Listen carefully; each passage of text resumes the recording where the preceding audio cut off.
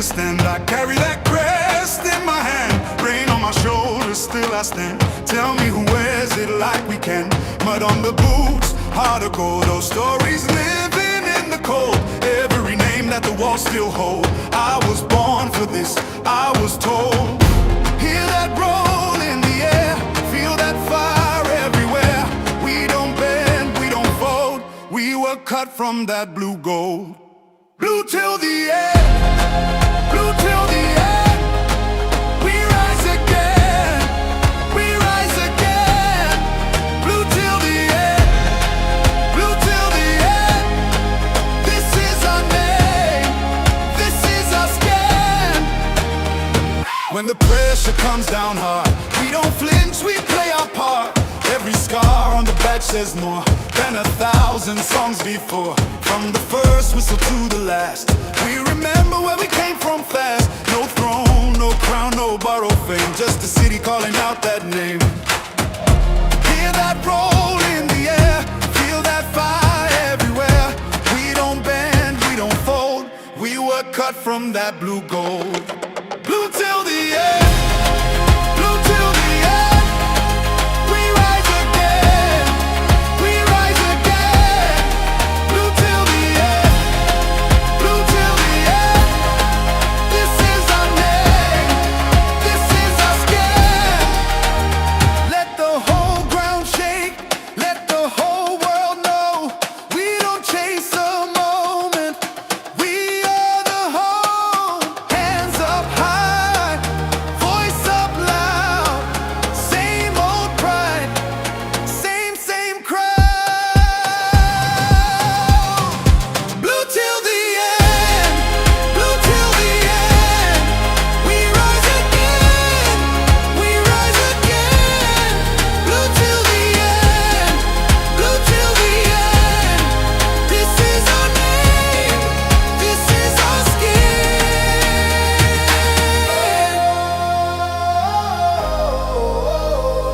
Yeah. Ooh. Blue till the end, blue till the end. Loyalty stays even through the storm.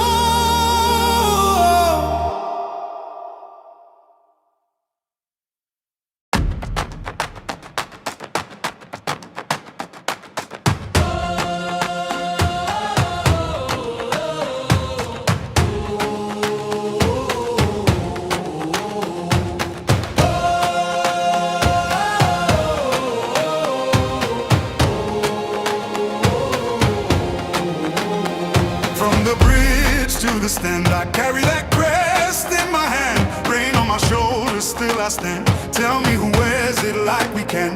Mud on the boots, heart of gold. Those stories living in the cold, every name that the walls still hold. I was born for this, I was told.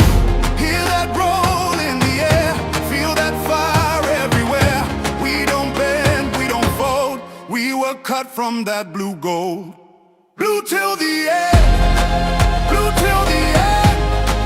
We rise again, we rise again. Blue till the end, blue till the end. This is our name, this is our skin. When the pressure comes down hard, we don't flinch, we play our part. Every scar on the badge says more than 1,000 songs before. From the first whistle to the last, we remember where we came from fast. No throne, no crown, no borrowed fame, just a city calling out that name. Hear that roll in the air, feel that fire everywhere. We don't bend, we don't fold, we were cut from that blue gold. Blue till the end, blue till the end. We rise again, we rise again. Blue till the end, blue till the end. This is our name, this is our skin. Let the whole ground shake, let the whole world know.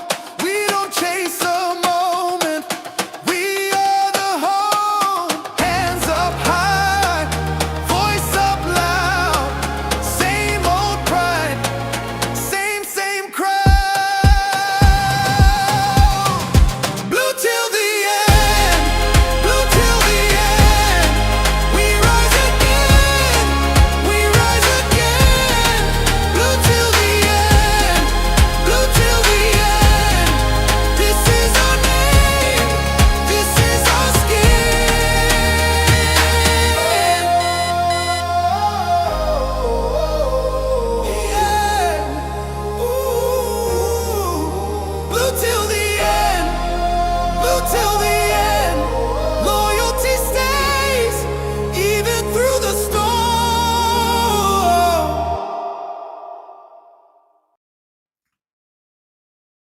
Yes, good people. Big up to all of you. Welcome back to Chelsea Perspective. Welcome for another edition of the Blue Morning Show. I refuse.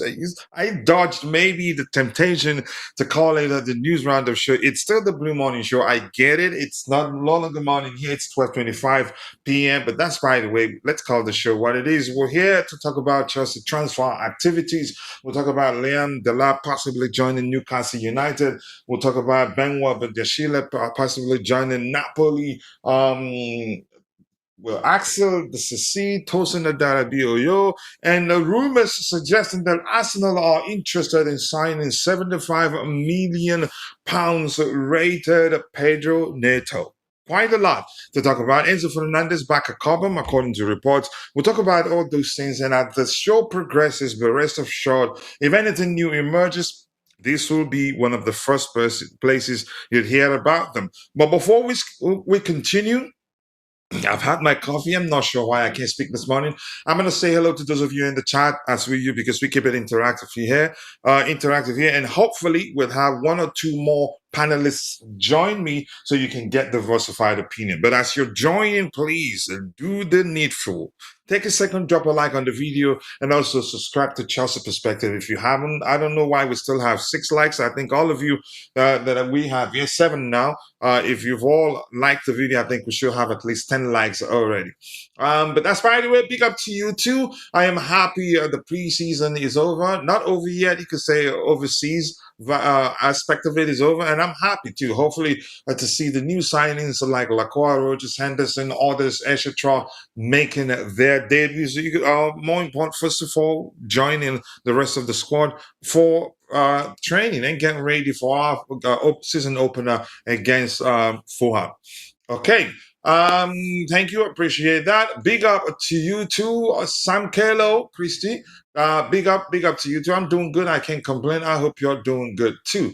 And today, please learn the habit of keeping the topics aligned. I've warned you guys enough. I'm a human being. As much as I like to interact with you, if we continue going back and forth like we do all the time, switching topics like this, before you know it, before 30 to 45 minutes into the show, I'll be tired. I don't want that to happen, okay? Yes, people, more likes, Keep dropping the likes on the stream. The likes do go a long way. What else do we have? Yeah, anything else? A big up to you, Jeremy. We're still fixing the quiz thing. We run into issues, but I don't think the records will go away. And the promise, what the winner gets, still stands. But we need to sort out that issue first. And my sister, my Ghanaian sister, is in the house. Big up to you too. Big up. Queen Shay Wendy, always nice to see you. Up big to you too, Ty. I appreciate you finding the time to join the conversation this particular morning.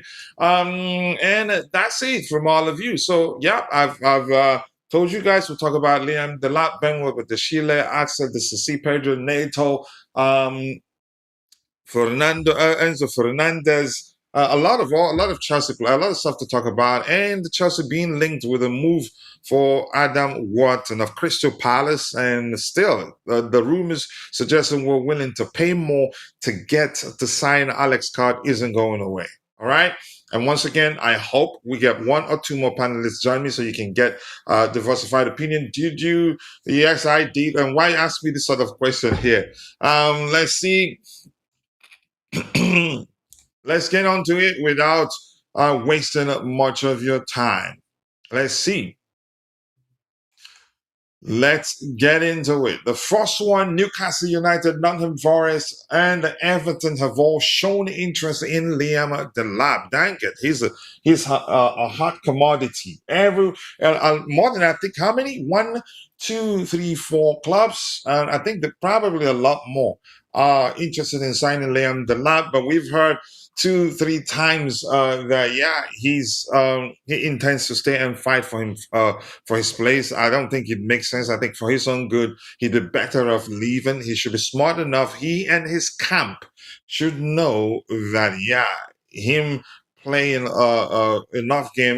enough matches on the Xabi Alonso is a difficult ask given the manager's preferred approach.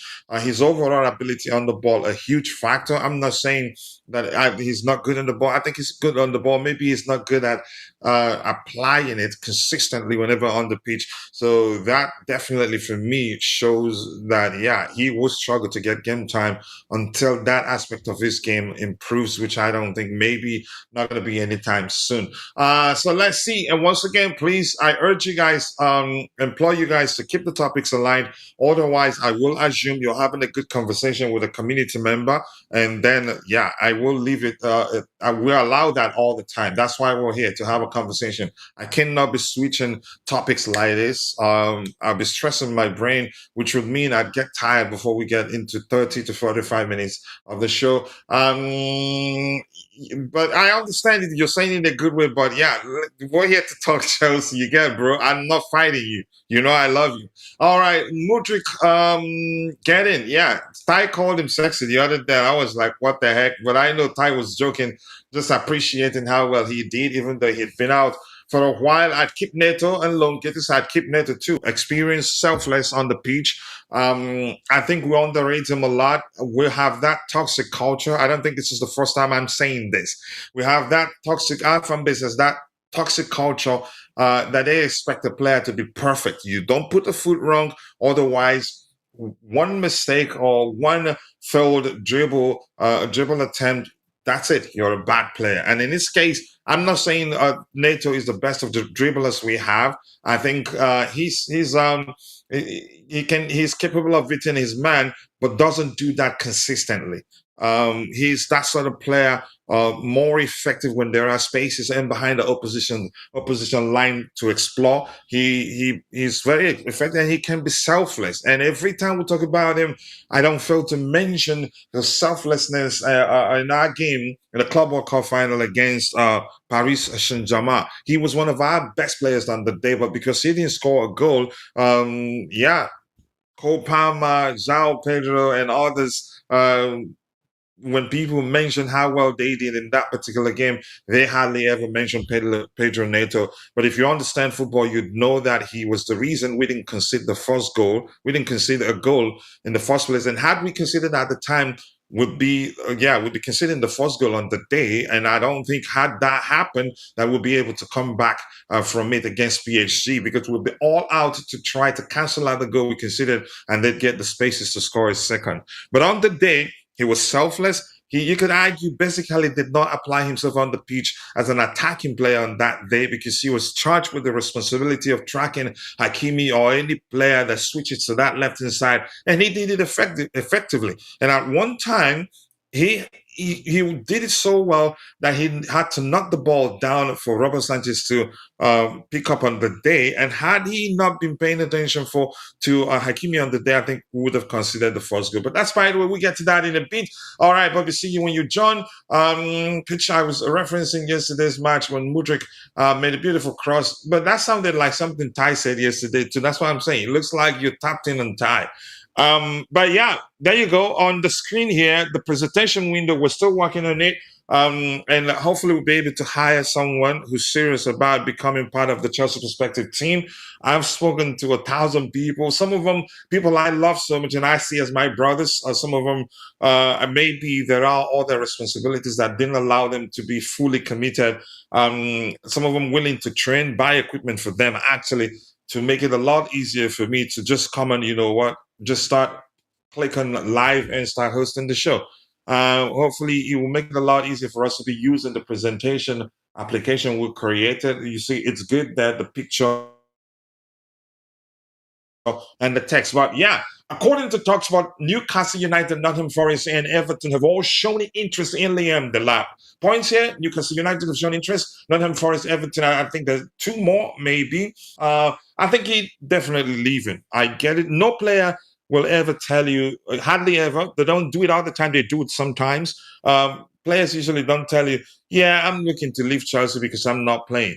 Even when their agents are busy looking to see if clubs are interested, they still tell you, I want to stay and fight for my place in the team, because they don't want, if their efforts to leave the club fails, that they they be an outcast to the manager because yeah, they already mediclated that they want to leave. I think he knows it's over for him at Chelsea. You could argue he has, you could say he did show some. He could have scored actually 2 goals against PSG in that Club World Cup final. I think the injuries he's had since joining Chelsea haven't helped at all. There are other factors too, but Xavi, if he stays on Xavi, he's taking a huge risk, which could mean that yeah, by the time he realizes what's going on, his career, it'd be difficult for him to get back on track. But that's by the way. I hope he finds a new home, permanent, not even on loan. Just wouldn't make sense for him to go out on loan. I think we should move him on a permanent. But here's my biggest concern is that I don't see Chelsea selling him selling him without a problem, without making a profit. I think the aim would be to at least make at least a few £1 million profit from his sale because he's a talent and he's a very good striker. But the way Xavi Alonso it's known to approach the game, I think he lacks a bit. That to be more specific, his overall ball playing ability, huge question mark in my opinion. But according to the Athletic, Chelsea are close to finalizing a deal to sign LA Galaxy's 16-year-old midfielder Vicente Garcia. I hope I pronounced that. I think that is pronounced Vicente. Sounds like the way you'd pronounce an Italian name like Sicily when the C is in the middle in somewhere there. But I think, yeah, Vicente Garcia, I don't know him. I'd have to do my research, but it looks like he's such a talent that we want to, tie him down at a very young age. Points, Chelsea are close to finalizing a deal to sign Vicente Garcia. The player is LA Galaxy's Vicente. Yep, there, you can see it on the screen. Garcia is 16-year-old midfielder. In all honesty, I know nothing about him. I don't know anything about him. I cannot pretend I do. But yeah, I'll do my research and I want to start because of our sister channel, Soccer Perspective. I want to start watching a lot of MLS games. Yep. Because yeah, but it's not going to be easy, but we'll do that eventually. But yeah, let's hear you. Give me a second here. I want to put up a poll here.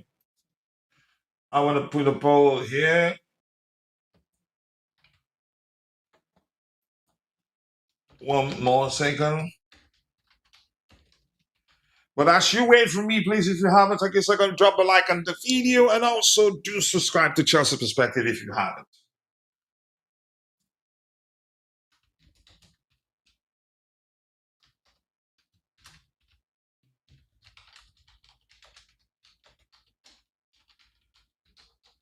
More likes, people. Let me create the poll.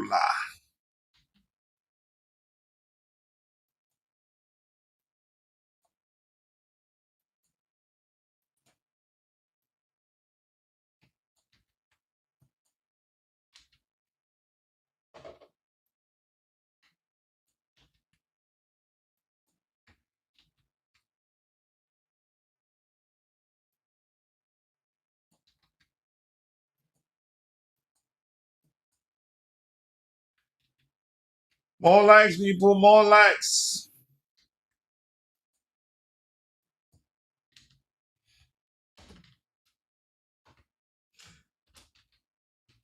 Give me a second. I've taken like 5 minutes.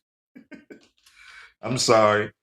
That's a lie. We all tell all the time. Give me a second, and then you take 20 minutes. But it's metaphorical anyway. All right, let's go. Next item we have lined up. We did not once again we don't have all the items we want to discuss today in our presentation system, but we will do that a bit soon.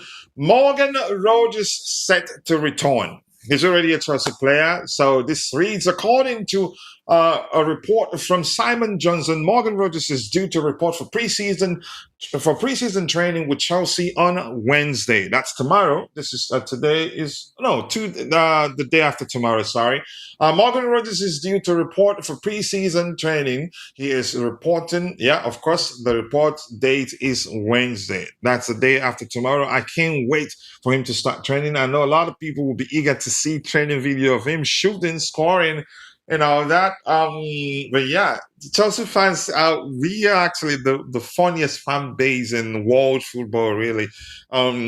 A few days after Jackson's return, when he joined the team, was it in Australia or I can't whether he joined them in Hong Kong or so? A training video emerged of him shooting. He missed plenty of his attempts, and people were circulating the video, sharing the video as for the reason why Chelsea shouldn't keep him. And then he played and did so well, and on two occasions he's played, you could say, a few minutes longer than usual.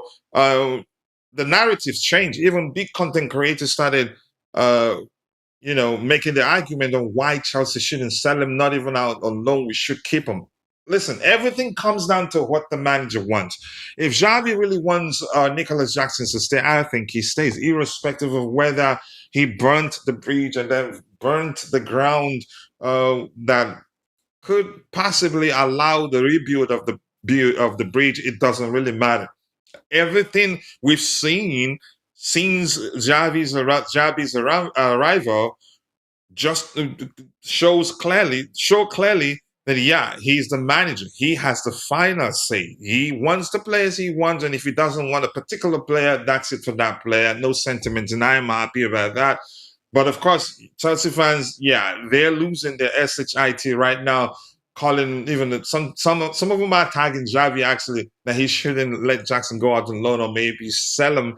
But listen, I'm just going to leave it at this. If he wants him to stay, I think he stays. Do I want Jackson to stay? I wouldn't mind. And if he leaves to make space for Emegha, I wouldn't mind either, because Emegha is also a good player. Maybe Jackson, maybe more Premier League experience, with Emegha a much better finisher in my opinion. I wouldn't mind either of the two players, but in all honesty, I'd rather Jackson, who's Premier League experience, who seemed to be, you could say that. You could say seem to get Cole Palmer to do a lot better on the pitch, because they have almost telepathic measure of chemistry, the two of them. So I don't know why that is the case, but in all honesty, it's obvious, really. Even in one game when he had the ball, I think it was the last game they played together. Was it against AC Milan? Nicolas Jackson was on the ball, and Cole Palmer, I haven't seen him make such runs consistently in a while, but he has every now and then. But he made a diagonal run, and Jackson immediately didn't even hesitate in laying the ball on the carpet for him. But he was unlucky. You could argue, made an attempt, I think, straight into the hands of the goalkeeper. But that's by the way. I am not going to push it. If the manager wants him to stay, we cannot blow against the wind. We have a manager now, and we should learn to submit to the manager's, I wouldn't say wills, but to the manager's demands. In all honesty, he does what he wants, and if he ends up failing, he'll bear the consequences alone. All right, let's see Benfica. Okay, let's see. Jackson is much better as a 10 than as a striker. That's just my opinion anyway. Same here. I don't know. It's up to the manager to decide how he wants to utilize the Senegalese international. I remember when the host was saying, let's see what we have to hear, was saying Delap was a good player. Is he a bad player? That it hasn't worked at Chelsea doesn't mean categorically he's a bad player. Yeah. So you're saying the only argument, because I knew at the time Delap was just an opportunistic signing. That was just that. If you can go watch those videos, that doesn't mean he's a bad player. No, he's not. It just wouldn't work for him at Chelsea. It's really that simple. It says Jackson reminds me of Drogba. When he first signed him, he showed potential, and his attitude was a huge issue. And that's the attitude thing doesn't really move me. It doesn't, because yeah, good players have attitude. In all honesty, there is hardly a very good player that doesn't have ego issues. That maybe down to him having a strong belief in his abilities and feeling like he's the best. But that's by the way. I want to move on. Once again, let's keep the topics aligned. Otherwise, I will assume you're having a good conversation with someone in the chat, and I will skip your comment. You have every right to do that. If you want, you can start a debate with Mod Mana. He's always available to fight anyone who wants to fight. Jackson reminds me of Anelka because both can play but he cannot measure Anelka in terms of his finishing. Anelka is that sort of player at the time, was that sort of player at the time, that he put away a chance, you wouldn't be too sure. You'll be debating whether that was an own goal or whether Anelka had a touch. Because yeah, even in the tightest of spaces, he's able to find a way to put away chances. But that, excuse me, sorry. All right, I'm gonna start with the we will continue with what we have here, but the difference is Anelka is a much better finisher than Jackson. Obviously, we don't need experts to explain to us how that was the case. I think we've addressed this one. Not a lot of not a lot of stuff to put up there to discuss. Okay, the attitude issue will move you when he starts getting unnecessary. Yeah, it becomes a problem for the team. Remember, that's why we wanted him out. I didn't want him out, and I think a lot of Chelsea fans were just not happy how many. You could say the duration between each of the red cards at the time and the importance of the game where he was red carded. I think one of them led to us losing the game. You could argue the other one was during the Club World Cup or something to that effect. It doesn't listen. I think there were other factors that we didn't know about. For me, I didn't want Jackson out. I wanted him to stay. There were a lot of Chelsea fans who wanted him gone, and they were at the time letting, you can say, the red cards and the events before that transfer window. They were letting those events drive how they feel about Nicolas Jackson and whether they want him to stay or not. Not paying attention to his numbers, realizing that actually he had an excellent season the season before. He had an excellent season that had he been you could say efficient in front of goal consistently, he'd finished the season with twice as the numbers he finished that particular season with. But even people didn't pay attention to that. They were just letting their emotions drive how they feel about the player. The only thing I was arguing at the time, I think he'd benefit from learning how to shoot instinctively and not always look to get a first touch before deciding what to do with the ball. Jackson is Benzema type. He needs time. We should keep him and nurture him if he's open to staying. I would say, given his importance to his country and how far he's come, it'd be accurate to say Jackson is actually a big player. He would want to be playing week in, week out, and wouldn't want to play second fiddle to anybody. And I don't blame him. As an international, as a Senegalese international, he has that potential. He has that grit, fighting spirit, and gives all whenever he's on the pitch. Hardly ever sulks whenever he's on the pitch. It's just the only thing Jackson didn't do that particular season that Chelsea fans were slating him was just put away the chances that come his way consistently, which you could argue eventually he'd become good at it. And it looks like he's become much better, actually. There was one opportunity, how calmly he took it. Was that against AC Milan that hit the woodwork? He wasn't in a rush to make an attempt like in the past that I can remember quite well, that on occasions he was so in a hurry to shoot, or sometimes you could say needing a first touch, that even when he doesn't have the space, when he doesn't need to take a first touch, leading to opposition players closing him down and dispossessing him of the ball. I think he's actually improved. He learned a thing or two from his loan spell at Bayern Munich. If you watch that, the way how calm he was on that day, that's not something I remember him doing consistently at Chelsea. But that's fine. We're going to move on. We're going news hunting. But let's see. It says, yeah, but Jackson's, let's see. Yeah, but Jackson isn't there yet, and he can head the ball to. Aerially, he has to be one of the, you could say, worst players in terms of his aerial ability. And he's tall. He's tall, but he's thin. Uh, I think if he can maybe look himself in the mirror, do some self-reflection, and take note of aspects of his game that he needs to improve on. I think he might just start working on them, and then he become a much better player. Just like Benzema started out as a winger, they are both great link-up players. But I think Mabas was actually comparing him to the finished article Benzema, and not the Benzema at the time. Even I hated him at the time because he was really, really poor. But eventually he became one of the best strikers in world football.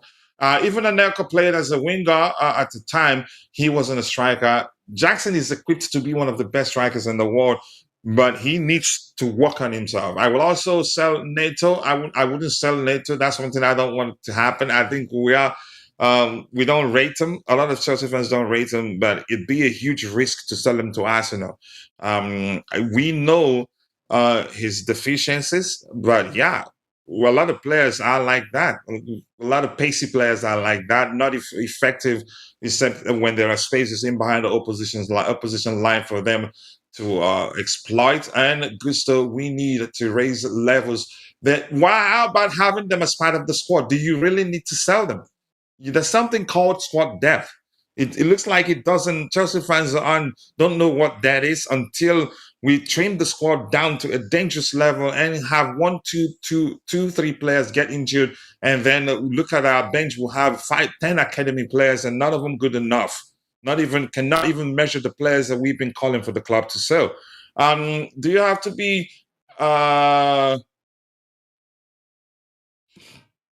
I'm not sure I understand that, but that's, by the way, I'm done right now. I'm going to try to go news hunting. I'll try to get your subsequent contributions in the chat. I cannot read everything you have. I'm sorry. All right.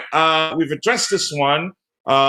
Let's talk about Pedro Neto to Arsenal. Let's just talk about that one. I don't have anything. The show was already scheduled before I heard that Arsenal are actually interested in signing Pedro Neto. I don't have anything about it on screen there, but that's according to Simon Phillips. Do I have that in the presentation window? Do I? I think I do. Give me a second. Let me go back to the presentation window, and I'm going to be looking for. Okay, Morgan Rogers set to return to training. Liam Delap. Looks like I did not add the Pedro Neto news to the presentation window. So now rumors are, according to Simon Phillips, the Arsenal accounts are quoting Simon Phillips. I think Pedro Neto can actually cross the ball. So you're just finding a reason not to prove that he's not good enough for Chelsea. We're talking about a player actually at some point last season, I think the season before also, one of our top players in terms of GA. And the following season, I think he topped our GA list for a long period of time. I don't know whether he finished the season as the top. But you guys want a player to be perfect before you agree that player is good enough. Look, I get it. We have Kenda, who's also capable of playing in Neto's position. But one thing you should know, Kenda is not as selfless as Pedro Neto. He's not as experienced as Pedro Neto. And experience and selflessness both come in handy in certain games. Certain games, the manager might say, look, in this game, you practically will not be operating as an attacking player. You'll be operating as a second left back or a second wing back to ensure we don't consider goals from left or right hand side. Kenda, more equipped than Pedro Neto, a better dribbler than Pedro Neto, better at beating his man.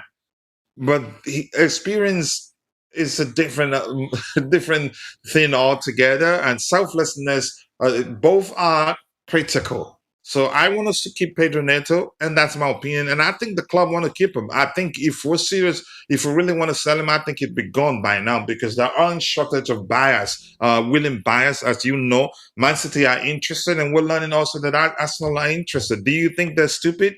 They're not. They know he brings experience and selflessness. And it's not the worst of players we've seen at Chelsea. He can dribble. It's just that it's not something he does consistently. It's just that he's more effective when there are spaces in behind for him to exploit. If he can find him, he is actually good at crossing. Maybe he doesn't do it consistently, but he's not a player you want to sell, especially selling to Arsenal. I get it. Once again, Kenda is good, but Kenda is not experienced as Pedro Neto. Kenda is not as selfless as Pedro Neto. Maybe if you deploy him as wing back, he still do a good enough job defensively. If he's charged to support his team in the defensive phase. But that's my opinion anyway. I'm not going to dwell on that too much. We have Bobby on the panel. Bobby, big up to you and thank you for finding the time to join me on the panel. What do you make of the rumors of Arsenal? Arsenal's reported interest in signing Pedro Neto from Chelsea, and our valuation of £75 million looks like they wouldn't mind paying that much money. Which for me, I wouldn't mind paying that much money for an experienced Premier League player who, on his day, if there are spaces in behind, if you find him, he'd do some damage against the opposing team. It doesn't matter whether he plays all the Premier League games. You can only play him against teams that play high line or that leave spaces in behind. Even if that ends up being only 22 games, that'd be enough for you to win the Premier League. But we want all our players to be perfect at doing everything, which hardly ever happens. But Bobby, let's hear you. Yeah, that's stupidness. What are we, Arsenal feeder club? It's nonsense. I wouldn't sell him to Arsenal at all if selling him at all. You're right. A player can't do everything. Neto has the experience. Look, this is not an experimental season. This is a season to push for success because we only have domestic competition to focus on. And we need the players with experience, the players with ability to be able to do that. I put out a message even on this platform. Loan Gittins for a season, keep Pedro Neto. We have to have players like this. Quenda, well, give him a chance for a season, see what he can do, but he can't be a consistent starter. We saw him playing in the wing back role, it was a mess. So he needs to be somebody that comes off the bench or plays all the cup games, or hopefully we go far in the cup, and so on. But Neto is the man. He has to stay back. It's a no-brainer. And we have, again, we have other quality players capable of fulfilling the wing back, or if you want, maybe winger role. On the Kenda is capable of playing on either flanks, left or right, and actually can operate as one of the tens. He's that equipped, can play as wing back too. But we want Neto gone because because maybe we feel like we now have players who are better at fulfilling that role. What happens to keeping both? Nothing. We can have both, and if the so-called better of the two players starts, fine. If it doesn't do well enough, Pedro can come, especially against teams that leave spaces in behind, and help us exploit those spaces effectively. Look, I don't think I think Chelsea fans. You think Arsenal are stupid? They know he has experience. They know he's a selfless player on the pitch. They know he wouldn't mind sacrificing the urge to attack to help his team defensively, and he's a winner too. You think Arsenal are stupid? They're not. They're not. This is not another Madueke.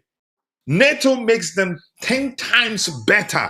Now, let me not just exaggerate. He just makes them better and even helps them be in a stronger position to retain the Premier League title.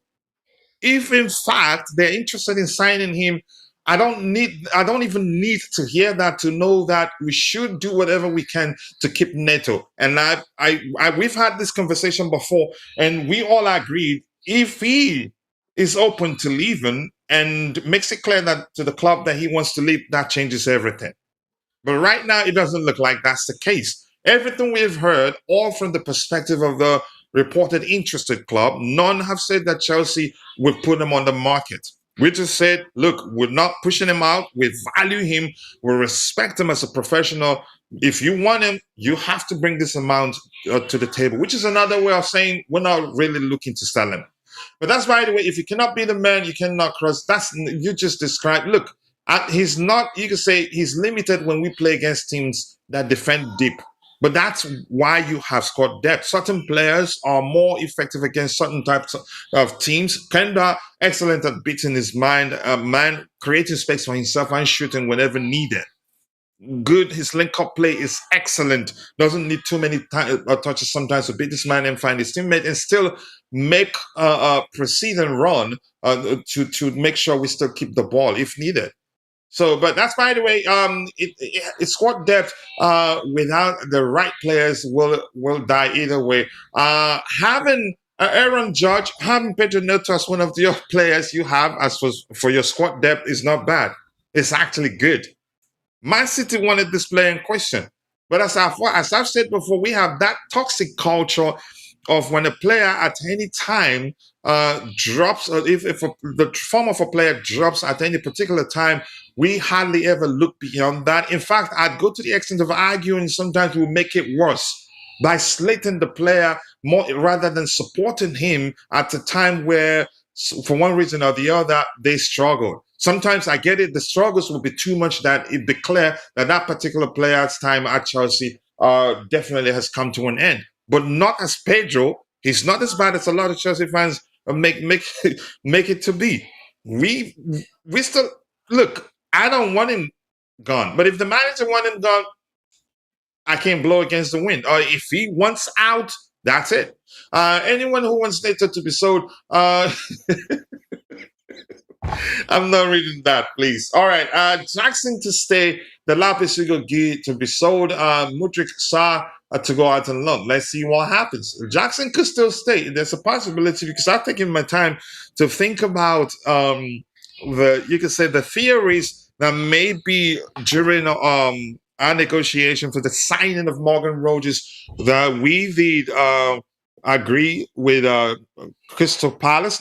Sorry, Aston Villa to sell Nicolas Jackson to them, but because of certain rules, we have to wait for certain days to pass before we'll be able to initiate the deal. I don't think that's the case. He could still stay, and I think he'd do well under Alonso, in my opinion. And Alonso, if he's learned that for some reason, Cole Palmer, history show that he's had his best performances as a player. That is consistent performances, not just in a single game, because someone could bring up Palmer's performance against PSG at the Club World Cup final and say, yeah, but was Nicolas Jackson on the pitch on the day? But let me just phrase it this way. Cole Palmer has had his most consistent performances game after game when Jackson was available. Two of them they both has an almost telepathic chemistry between the two of them, which you cannot deny. Because he had, in my opinion, I was skeptical as well, but I took my time to look back after Bobby's argument. Yeah, I think it does make sense to say if he stays, Cole Palmer would do well. But the question, would he want to stay? We don't know. Kenda is sometimes better than Neto, even though I like Neto. I'm not going to argue how you could say, try to measure the disparity in how good they are and say, okay, he's 10 times or 3 times better. I'm just going to leave it at he's more equipped than Neto, but Neto is more experienced, more selfless on the pitch, and we need both. Both can actually be on the pitch at the same time. We need both, really. But let's see, what if the players we want to keep our squad depth, want consistent minutes? That's an issue. I've talked about that too. Which is why I did say a few minutes ago, if Neto wants to leave, that changes everything. Which would mean we'd have to try to measure the salary that the interested clubs are offering to him, for him to, because it's work. It's a job. That's how they earn money to put on food on the table for their respective families. So money is important, irrespective of that person's how loyal that person is to a particular club. All right, there will be enough minutes for everyone. The FA Cup, Carabao Cup, exactly. We need squad depth to win all those games.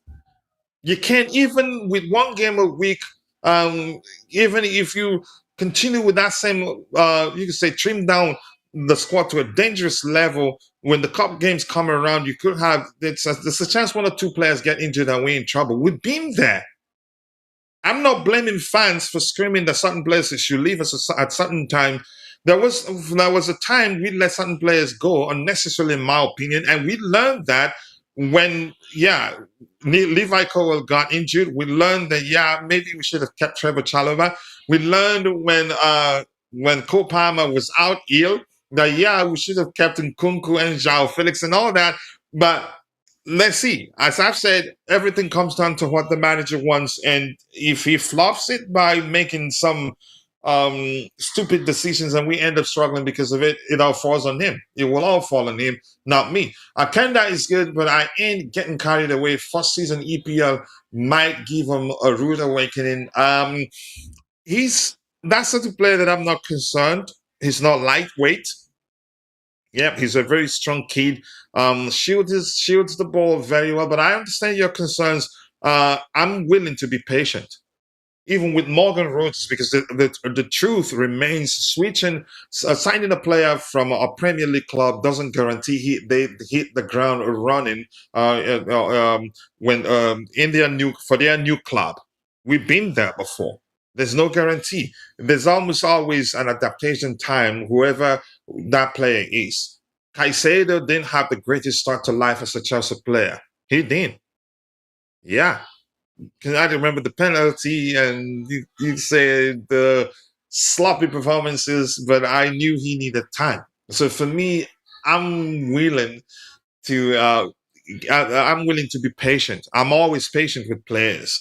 One player that I'm certain most likely will not struggle that much, given the way that is his overall approach. He could define as chaotic and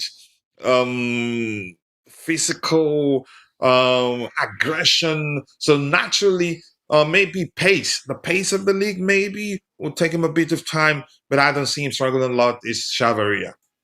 The underrated signing, I must say, good scouting work there, because he has. And if you've listened to what his former managers and teammates what they have to say about him, you'd know that even without having to see him play, you'd know that we're signing a player with great.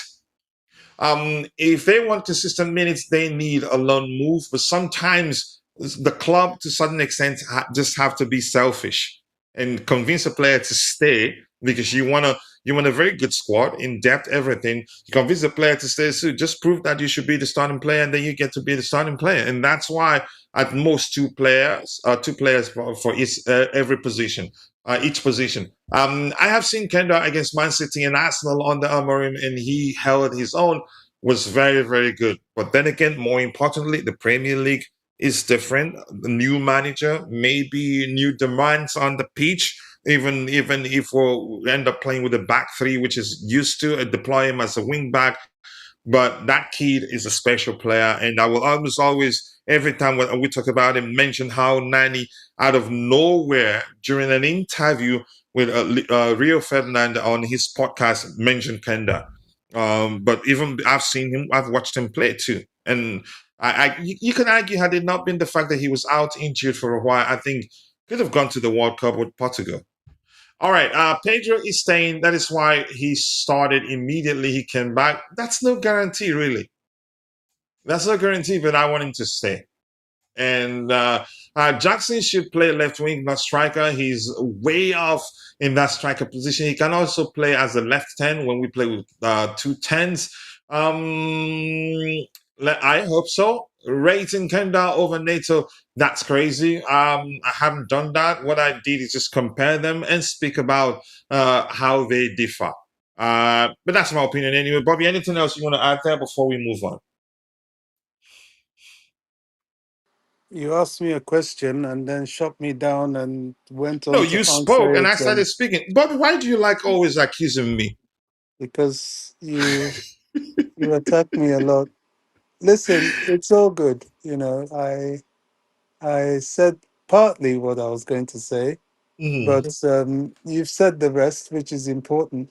The only thing I'll take you to task with is this idea of hanging your colours to the mast of a player that you haven't seen play in the Premier League at all. Hmm. I like the confidence, but I am rather more cautious than that. The Premier League is a different beast. It's a different animal. Even Caicedo, albeit he didn't really have a preseason with Chelsea, But he had or a shaky preseason start, at right? all. And he had been playing in the Premier League, and he struggled when he Hmm. first came. This guy has also not really had a preseason. So, and then he's coming into the blood and thunder of the Premier League. What may save him is that it's just the Premier League he has to focus on. I don't know. Sometimes that may not even be a good thing because the extra games gives you extra runouts with the team. So I'm more cautious than that. All of them, even Palestra, he's looked fantastic in Preseason. preseason, Hmm. but the Premier League is a different beast. He's a 21-year-old kid. It's a whole different animal. That was why yesterday, that team that came out to basically try and injure our kids, I thought that was good exposure for them because they've seen something that in a capacity that they won't always get to see in the underage competitions. Yeah, they have a few feisty games against Arsenal and Spurs, but not to that level. So And I'm more cautious. we knew not to risk playing any of our, you could say, guaranteed starting players or Yeah, the players. Yeah. they would have Hmm. tried to injure them out of spite. That was a Hmm. spiteful team. But it's our fault for arranging a friendly with them because they weren't friendly. But that aside, we have to wait and see how these guys play in the Premier League, and then we'll Hmm. know more of what they're about. I suspect they will do well. I mean, the Chelsea scouting system and Xavi Alonso are equally not fools. So I wish them luck because once you put on that blue shirt, all I want for you is to do well and win. I hope we don't play such games, such friendly next time. It was dangerous. My word. We Um, have to avoid it. You see we that have that's to. what happened with Ruben. The guy that broke his Achilles. This extra that these local teams have, and that was an American team, but they were extra. They just wanted to win. I think we had just won something, either the league or the yeah, we were going for the UEFA Cup final. That was it, something like that. And the jealousy, the whole thing. We have to avoid these teams, really. It's bad enough when we play other European teams, like Mhm. Dortmund when we played them and they injured um what's his name? Nkunku. But I think that was a bit of afters from the German league, and it's bad enough. But when you play these teams that don't understand, at least when the players play other professional teams, they can shout at each other and say, "Hey, look, what are you doing? This is a preseason." But that other team, the more you tell them that, the more they will want to get stuck in. So we have to review playing those teams really. Yeah, the risk is too much to them. It's a once in a lifetime opportunity to play against one of the biggest teams in the world. And their manager actually did say something to that effect for that game. That's a good opportunity for them. So look how badly they were. I saw one. He was basically, the picture of Samson killing lion in the Bible. It was. But have you seen that picture, Bobby? I could Oh not yeah, I've believe it. seen a couple of He their was pictures. I mean, ripping his jaws apart. Go ahead. yeah, I mean the violence was extreme, and Tosin tried to step up because we had 16-year-old boys on that field, and they were My kicking word. and stamping them, and The Nicole Jazuri, I don't know how to say his surname. You know, he Zazuli, was getting Li. kicked a lot. Reggie Watson, although he's a big boy, he can give as good as he takes, but he was getting kicked a lot. I mean, it was bad. Quenda, um, getting kicked a lot. Even Gittins, it was extreme and unnecessary. You know, the kid, the Subloy, 16 years old. You know, the defender, elbowing him, and I mean, come on. It was a crazy game. I hated it. Comical, unnecessary fouls. My goodness, I couldn't. I thought I watched the replay. I was like, "What?" Like Rodrigo, Roda said on X, whoever organized that game should be fired. I get it. We probably made some money from that, but I don't think we'd make enough to actually take care of a player if they break the legs of one of our players. It was that Well, dangerous. yeah, I mean, to tell you how unsafe the game was, it was meant to go into penalties, and they refused to play the penalties because Mhm. of the consequences. You know, they really could not predict how um, how that team would react if they were beaten. Yeah, I wouldn't. I didn't want us to continue. If I were in charge, too, I'd say, yeah, we're not doing this. Enough of the stress. Keep Neto sell Gittins all loan Gittins. That's according to Jeremy Nice. Let's see what happens, bro. And Kenyan revolutionaries thinks Palestra was struggling in the Premier League. I was not really impressed. Okay, by the win against Milan, then okay, that's you. Didn't take the game seriously. Okay, that's you. Well, after all, win or lose, preseason. Had we lost, I'd say it was just preseason. We won, still preseason. Good workout for the players. More importantly, we see how well we do against Fulham when the Premier League starts proper. It'd be against two former Madrid managers. Catilla Palestra reminds me of Dani Alvarez. The way he plays, I think he will do well in the Premier League. I just know he's a good player. Let's see how he adapts in the Premier League. Excellent player, always committed, always putting in the effort, doesn't shy away from taking on his man, creates for his teammates actually. And one thing that I like the most is his footballing intelligence, and more important, to be more specific, there, how he uh, um, how he puts the ball, into the box with intent. It's not one of those wingers or maybe fullbacks or attackers who put the ball into the box for the sake of it and then just put it inside the box and let your teammates uh, find a way to get. But he find a way to get at the end of the crosses. But he puts it with intent, finding his teammates each time he does that and hardly ever misses it. That makes me happy. We need to address the goalkeeper issue. I just don't trust Sanchez. It's up to the manager. And I wouldn't be concerned if we have a better defensive line. I think we'll be all right. And I'm going to say this again. Sanchez, he said that the manager knows his strengths and weaknesses and allows him to apply himself the way he's comfortable, do what he knows how to do best. Sensible there. Because if you force Sanchez to always take the risk of applying himself as a fourth or maybe third center backs, it depends. It depends on how many center backs we're playing with, and try to keep it on the carpet, and always try to find his teammates and not kick it forward when there's no space. He makes mistakes, and all his mistakes have all come from us trying to play out from the back. And Yeah, even at that, I like the mhm, idea that it's pretty clear that Alonso is going to give um, Sanchez the freedom to make his own decisions as to how to send out the ball. mhm, Sometimes, it's better to do that with a goalkeeper.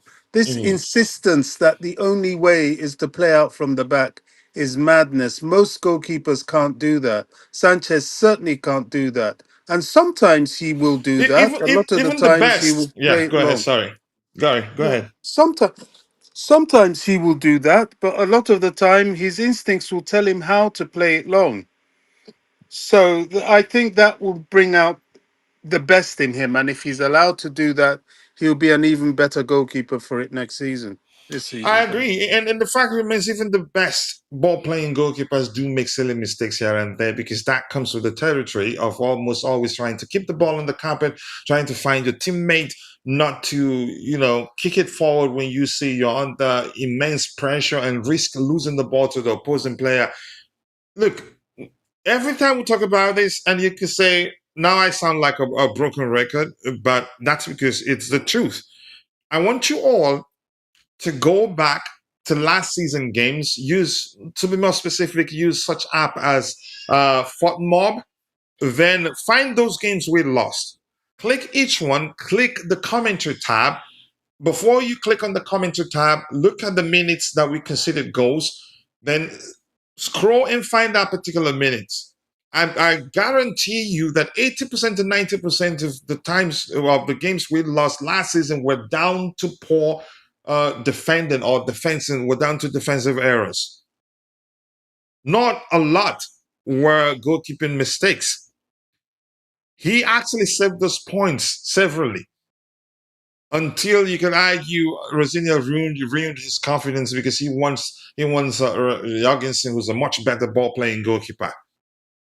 So he's an excellent shot stopper who save those chances you think definitely going into the back of the net. We've been there before, which was why Maresca said something to the effect of he's that sort of goalkeeper that will save you a lot more points than he will lose you.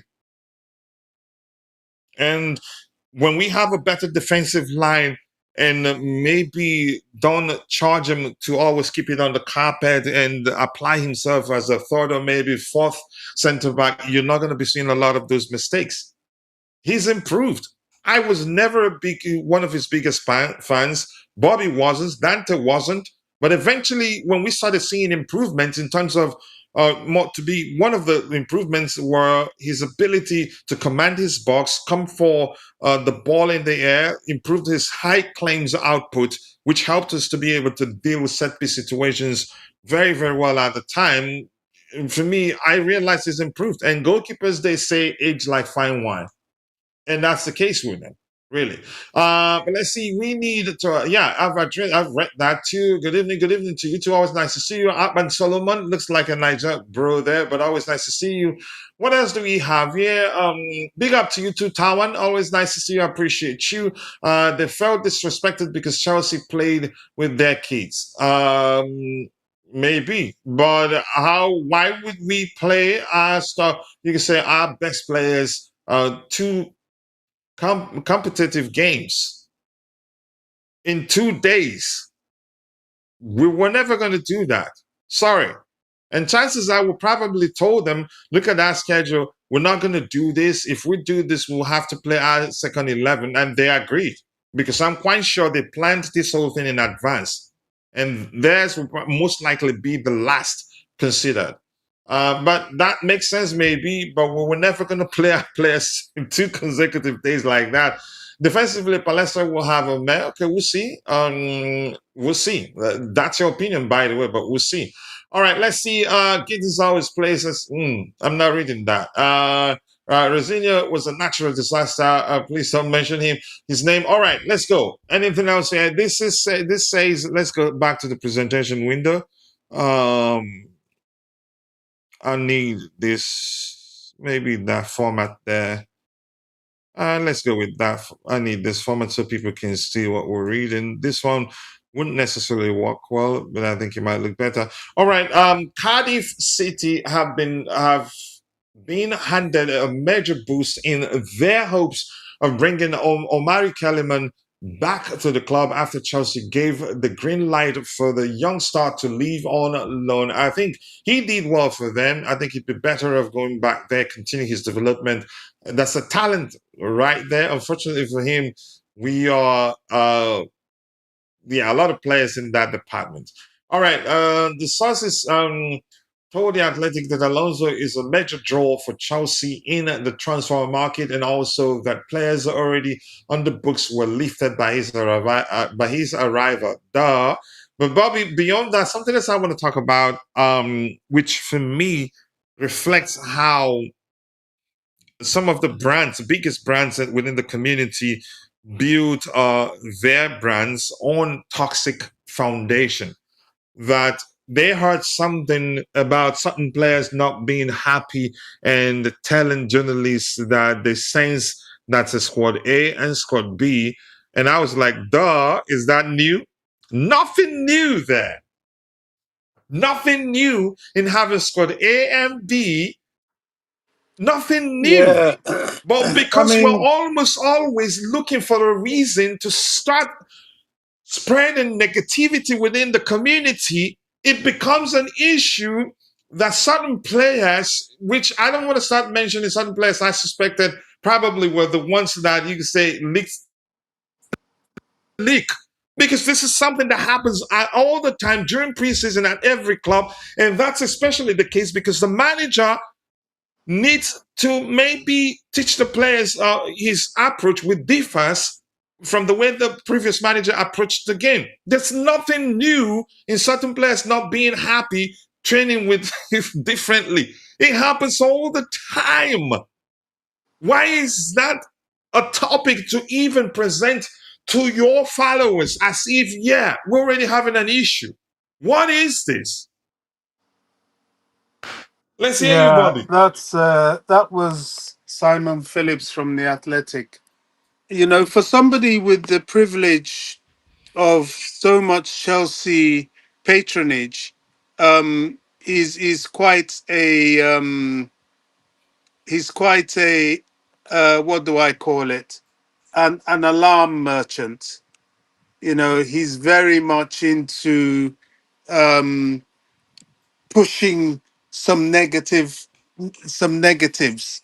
Like he's now the one very much behind. Oh, if Enzo Fernandez stays, I'm not going to buy any of the rhetoric that will come saying, "Oh, he never wanted to leave," and all this stuff.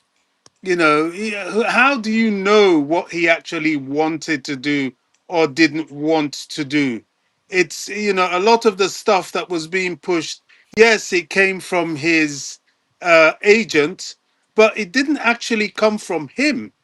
And the one time one spoke to his wife was spoken to, she spoke very positively about uh, staying at Chelsea, and you know, it's. I just think it's a negative thing that, oh, if he stays and disappoints me and all this narrative I have been pushing, it's because he's been forced to stay, and you know that sort of stuff. You know, Mhm. they are the people that push these things, and it's very sad. It's sad indeed. What does he mean forced to stay? There aren't buyers. We've made it clear. Look, we're not looking to sell you, but if any club wants you, this is how much we want for you.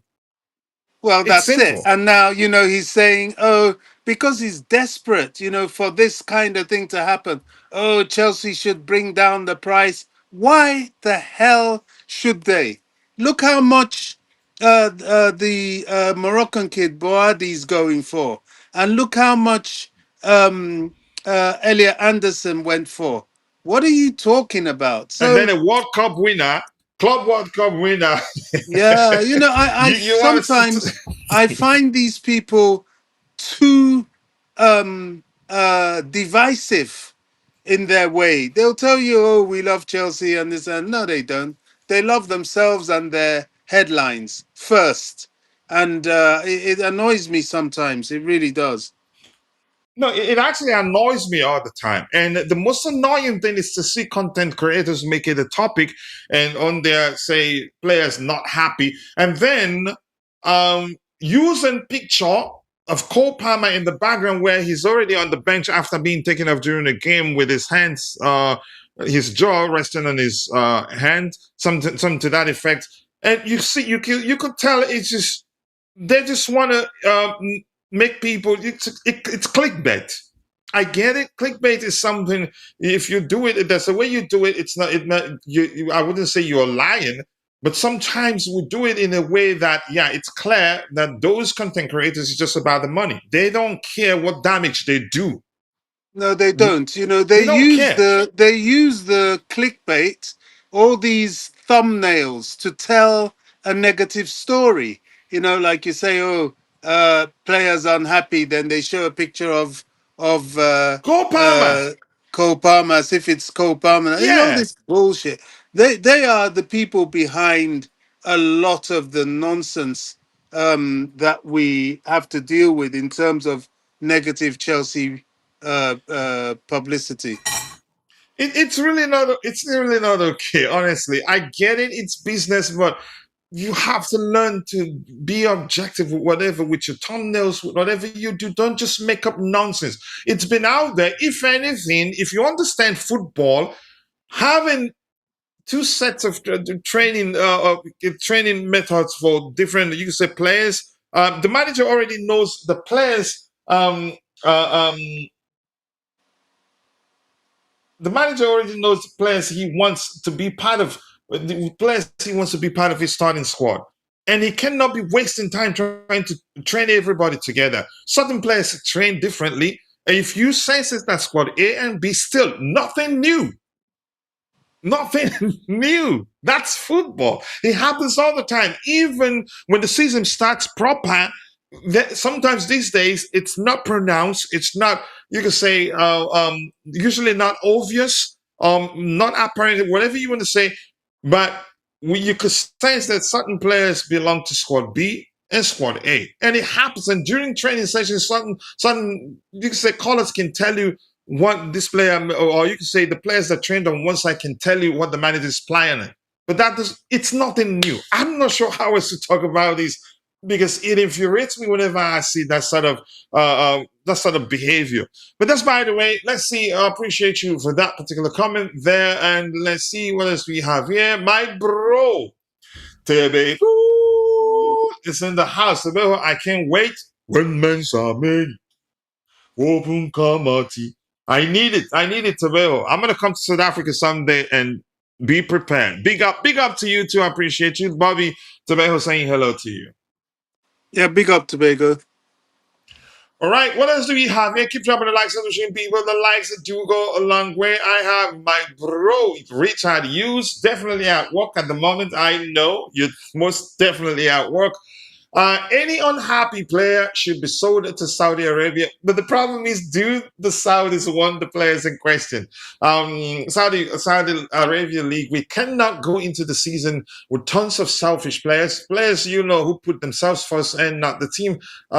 Listen, in Enzo's case, it has happened. If the manager wants him, I wouldn't mind, and he's happy to stay, fine. Irrespective of whether I get it. We're hearing a change in tone. We're hearing from sports outlets in Argentina, that he's actually happy at Chelsea. That the only thing is that, yeah, if any club comes for him, if we're willing to sell, it has to be something that will make his camp and Chelsea happy, which for me, acceptable. I get it. He will eventually, even if he stays, come next summer, would still be hearing Enzo Fernandez wants to leave Chelsea. But if he can stay, if he stays, he'll be committed. I Yeah. wouldn't. Yeah, we I cannot go think into the what season. Enzo primarily wants is more money. That Yeah, was which the which we all catalyst to do. all Yeah, but of go ahead, this. Bobby. That was the catalyst to all of this. True, true. So if they give him a new deal and he signs it, then the story's over. You see, people forget Enzo Fernandez is a kid, and he's an Argentine kid for that matter. They're very Mhm. emotional, and very reactive to circumstances. Um, I don't see I don't see any sort of what should I say? What's the word? Any underhand if he decides to stay. It just means that he's had time to think. He's seen the huge about turn in the squad. If they offer him more money, Mhm. that would pacify him because they won't be losing the money that they were scheduled to lose due to lack of uh, Champions League football. And that's it. I don't think that we should be forced to by the likes of the Athletic and Simon Phillips. to think of it in any other way, simply because they don't have the scandal that they're looking for. Hmm. Yeah, I'm with you. And here's the thing, he did what he did. I'm not condoning that behavior. It was wrong. And you could say the change in tone, acceptable to me. If he stays, he'd be committed and he makes us better. And I wonder. And I don't fear any player.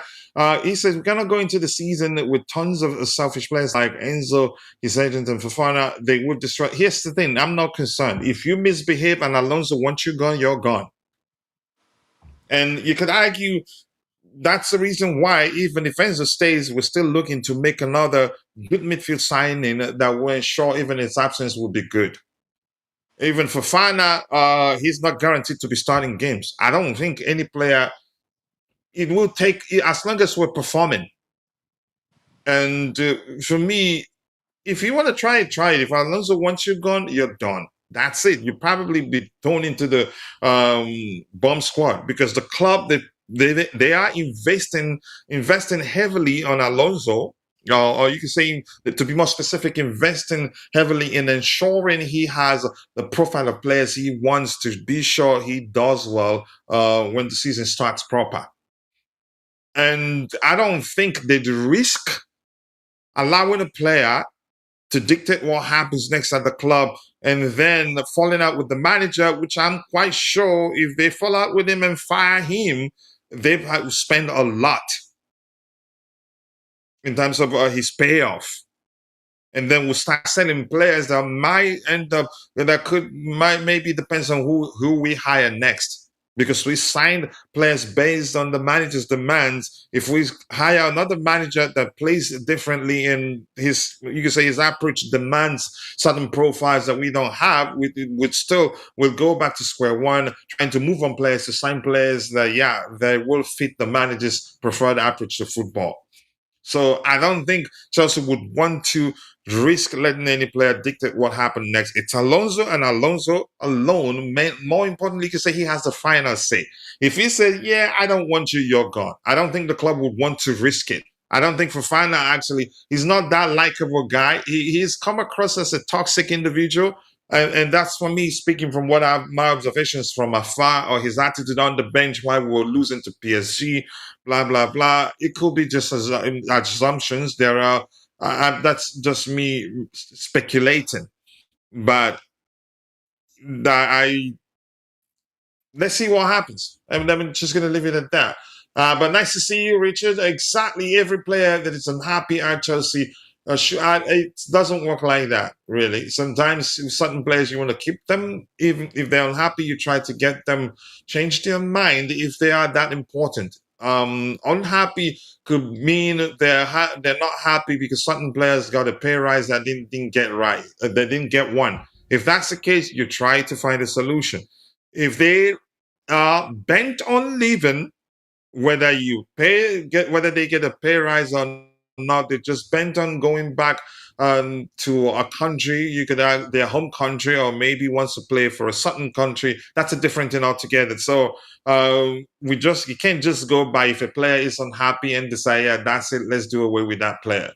But once again, if player A, B, C stays, it'd be because Xabi wants those players to stay. If we sign player A, B, C, D, E, F, whatever, it'd be because Xabi Alonso, wanted the club to sign those players.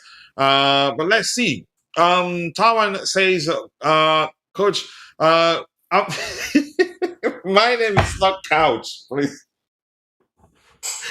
Oh, Jesus Christ. My name is not Couch, bro.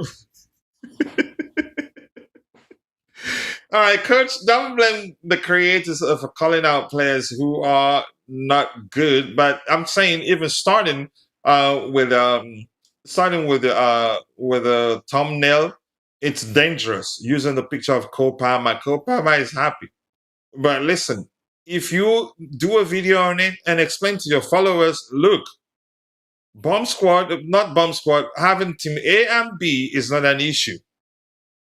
Yeah, that's one thing you should talk about, actually. But don't present it as if something, all hell is breaking loose at the camp. But I get your point. Who are not good enough in complaining? The fan base has put up weight for 4 years crap and mediocrity. I understand that. But that's a different point altogether.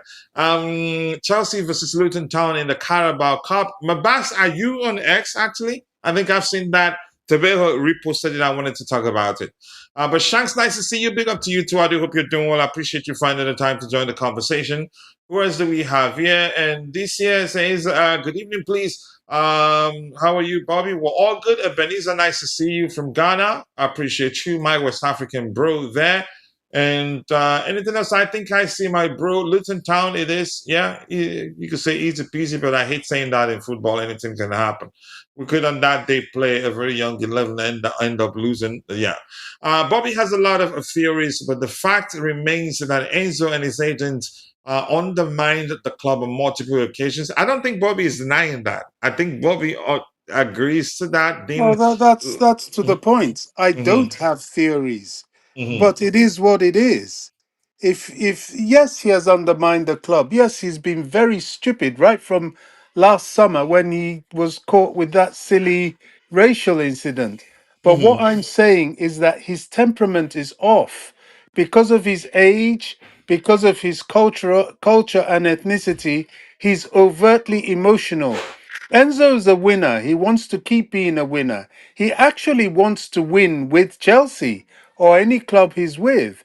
But when he saw the mess that took place last season and how it all panned out, and the fact that he probably amongst many didn't quite understand the Maresca situation, mm-hmm. he went overboard with his emotions. You saw how he behaved at the World Cup. He's an emotional, immature guy.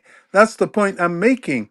And these people can, as much as he wants to go, he can easily, as much as turn around and say, right, I'm going to pin my colors to the mast now and start kissing the badge. That's just how he is. And if we really want him to stay and give him a contract that will appeal to him, which I suspect this is what this is all about at this Mm-hmm. stage, especially with his agent coming to talk to the club. He's looking for money. Once that's ironed out, if it can be ironed out, I'm not going to get into all these divisiveness of, Enzo, I'm not going to buy this narrative that, he always wanted to stay and all that. That's trying to whip up sentiment against him if he wears the shirt. If he stays, I really wouldn't like him to be vice captain, but I'm not going to That's one turn thing I'd against say him. too. Yeah. Yeah, I'm not going to turn against his foolishness because we're dealing with an emotional, immature guy. How old is Enzo? What, 23, 24? He's been with us since he's been, what, about 20? He's relatively a young guy, and especially from this Latin type of temperament, they do these overtly emotional things. They blow hot and cold. So if he decides to stay, it's with good reason. And as much as he has been antagonistic, he will be loyal if he stays at Chelsea. And it's looking like more and more like he's going to stay because as the window winds down, we're not going to sell him. Well, it's not likely. Let's put it that. Mhm. You never say never in football, but it's not likely. It's looking like he's more likely to stay. Yeah. But Jay, Vic, nice to see you. Appreciate you finding the time to join the conversation, my bro. Much love to you. Always nice to have you around. I know you're probably still at work. So do not say hello to Vic. He's a nobody. Keep Enzo. Listen, it's not up to us. It's up to the manager. It's up to him. More importantly, I know if there aren't suitors, he probably will pipe down. Won't be saying a lot about his future. These players, believe me, he's not an idiot. But let's say City wants him now, and we hear PSG want him too, and Madrid comes back. You'd hear him pushing to leave now. But because Madrid, we haven't heard him talk much about his future since Madrid made it public. Yeah, we're not looking to sign him. Whatever led to them releasing that public statement doesn't really matter right now.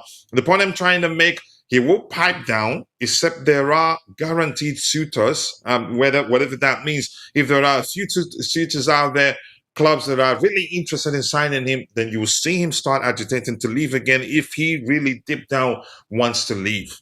Irrespective of what I talked about from the on a sports outlet in Argentina saying that he doesn't want to leave Chelsea, but if any club comes in, meets the club's valuation and hits demands, then yeah, it's bye, Felicia.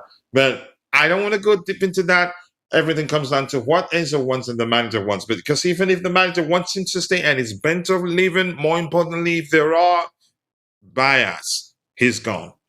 And then if the bias meets, more importantly, so to speak, yeah, the more importantly was premature. If the bias meets Chelsea's valuation, meets Chelsea's valuation of the player.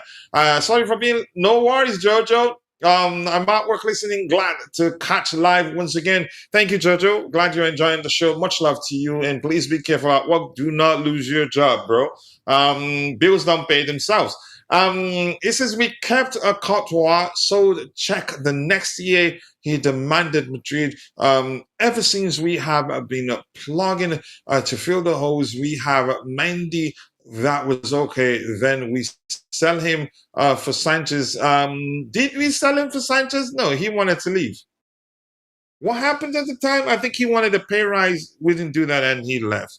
For me, but I understand where you're coming from. Yeah. Are the team A B separation true? I don't care. I don't know. I don't care. There's no way to confirm. It is hearsay at this point. It is that, yeah, some sources tell us some certain players. I don't freaking care. And it's nothing new. Team A and B during training sessions is nothing new. It's nothing new about, you can say, in football. Nothing new. And suddenly, at every club, there will almost always be players that are unhappy. And remember last season, we talked about having Andreas Santos, Romeo Lavia, Moises Caicedo, Dario Isugo, I might miss Enzo Fernandez. We talked about how by the time the season ends, at least two of them would be asking to leave the club. Ask everybody else. It happens in football where you have good players, let's say at least three good players in a certain position. By the time the season ends, irrespective of how hard you try to make sure they all get good enough minutes, you'd have at least one. It depends. Asking to leave. It's nothing new in football. So probably, most likely, certain players are unhappy with how probably they've sensed it that the manager don't seem to be paying too much attention to them. They've sensed it that, yeah, it looks like that's it for us. And then telling journalists that's squad A and B, yeah, nothing new. But nothing new, really. In all honesty, as this comedian, Nigerian comedian, I remember him called Chief Zabodiah, would always say, since memorial. That's how things have been. So I don't care. It doesn't move me. I only decided we talk about it because just to let people know it's nothing new. Even the person that called the bro that called me couch. All right, that I think probably his device trying to show him he's smart enough to know what he wants to type. It happens all the time. Smart devices aren't that smart after all. So that's, by the way, more likes, people. Keep dropping the likes on the stream. The likes do go a long way. We are 1 hour, 29 minutes into the show, and we're stuck at 47 likes. I think we should be doing a lot better than that. If you haven't, take a second, drop a like on the video, and also do subscribe to Chelsea Perspective. If you haven't, remember, my boss remind me, we're still going to do a custom kit giveaway to appreciate our community members for 30K subscribers. We appreciate you. We just wanted the OGs in the house to learn that we've started streaming consistently so that they get a chance to participate. He should stay 100%. He makes us much better if he stays, and he should be smart enough to know that he's going to learn a lot from Alonso as a midfielder. He'd make him a much better midfielder. Maresca turned him into a box crashing, you say a hybrid of 8 and 6, and he worked out well for him because he got a lot more goals than usual. I don't like his agent. Nobody likes him. Nobody likes him. He's 25. Thank you for that. We need Enzo to stay, but does the manager want him to stay? Does he want to stay? I think in this case, if he doesn't have suitors, he probably have no option than to stay, than to come down and be part of the squad and help Chelsea do well. Chelsea and Delap, let them find their way out. Here's the thing. It sounds easy, and that's from Kingsley Ebitimi. That's Kingsley is a typical Nigerian name, I think. Um, Coach, love from Zimbabwe. Thank you, Tawan. Much love to all our Zimbabwean supporters. Much love to you. I appreciate you always finding the time to stop by and supporting the growth of the community. Let's see one more thing, and then we'll continue news hunting. If Xabi is more of an ambassador of discipline than yesterday's team, together with Enzo, aren't fit for his ambition at Chelsea. Kipe Moy. Robin Kipe Moy, I apologize if I butchered your last name. But Robin, is this your first time here? If this is your first time here, Robin, fill out home, express yourself. All we ask you is to keep it civil. Here at Chelsea Perspective, your opinion matters. So we go back to the presentation window. We're seeing on the screen here, I refreshed it to see if anything new emerged. He reads, according to reports by Sky Italia, Napoli met with Chelsea and the entourage of Benoît Badiashile Monday afternoon to try and reach an agreement for the defender to move to Naples. It's not clear whether that be on loan or maybe on a permanent. I'm not sure. But I hate dealing with Italian teams. They are hardly ever serious. Como surprised me really because I thought Trevoh was headed to Inter Milan. Como turned out to be the more serious of the two clubs and ended up getting the deal across the line. Really, that shocked me. But Benoît Badiashile to Napoli, they are delaying it, and I think they know exactly what they're doing. They want the player. Probably sense that we're a bit desperate in terms of moving players out because we've heard that we'd still sign more players, but that depends on how many players were able to move on.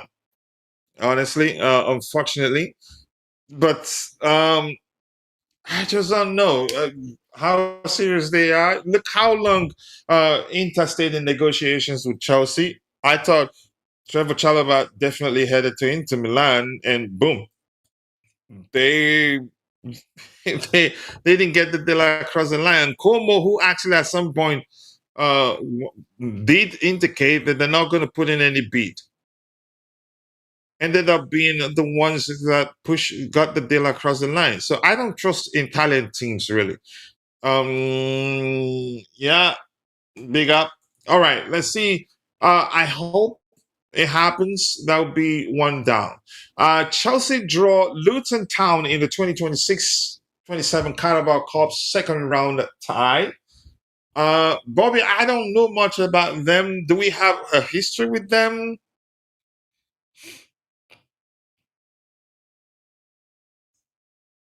Oh, sorry, I didn't unmute. I mean, we've played Luton many times in the past. They were once in the Premier League. We've often met them in cups. We've got a history of meeting them in cups. I think at one time in the 70s, they knocked us out of a cup. Yeah, I mean, it's the usual lower division type team. It'll be a physical contest. I don't even know what division they're in. I think they're in the Championship, are they? Or is it Division 1? They shouldn't Let me be. check.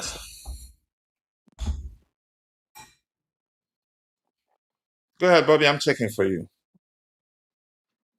Did you disconnect? No, I'm here. Okay. Um, I mean, they shouldn't be a problem that for us. They will give us a problem. You know, I remember when we played Charlton. Charlton had that guy, ex-Chelsea player. He was like 6'7", and he gave us a lot of problems in defense. Be ready for that. With Luton, a lot of tall, big, physical players, and they will play a physical game. And since it's a cup match, it'll be winner takes all. So it's going to be pretty feisty. Yeah, so my research says EFL League One. So currently plays. When they promoted, I'm not sure. I don't want to misinform people here. Well, check the year. Maybe if they're in EFL League One now, they're still there.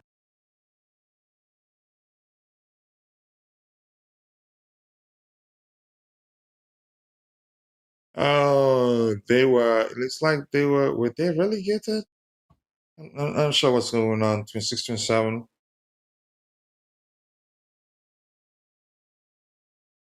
Okay. Yeah. All right. But that's by the way. Keep dropping the likes on the stream. But Bobby, thank you for that bit of history there. I don't want to waste time trying to figure out where they are, where they are.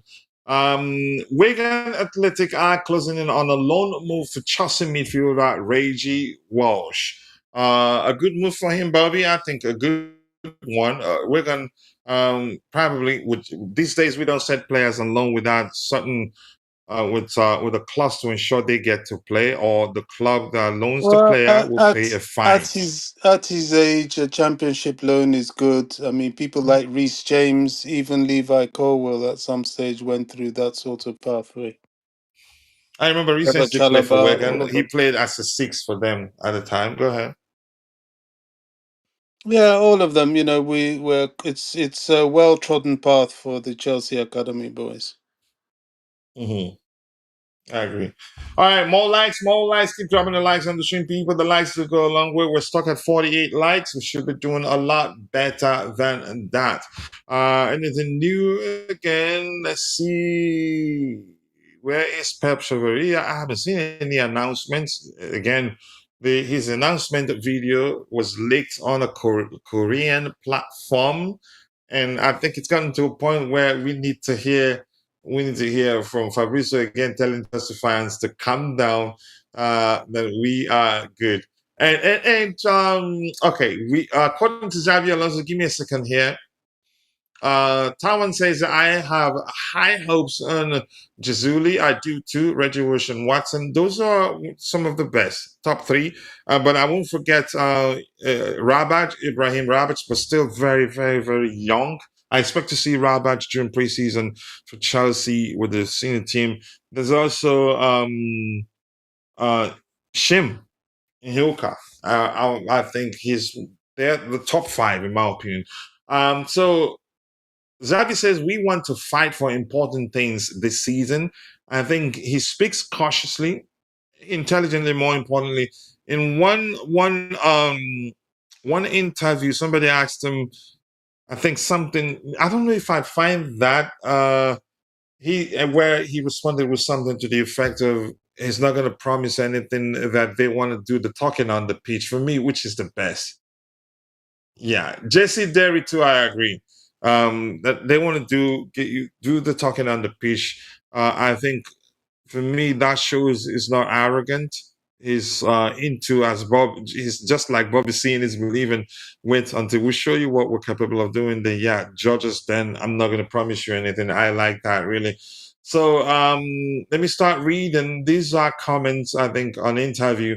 Xabi Alonso says, we want to have a great team spirit. It's my belief that this is what carries you through a season.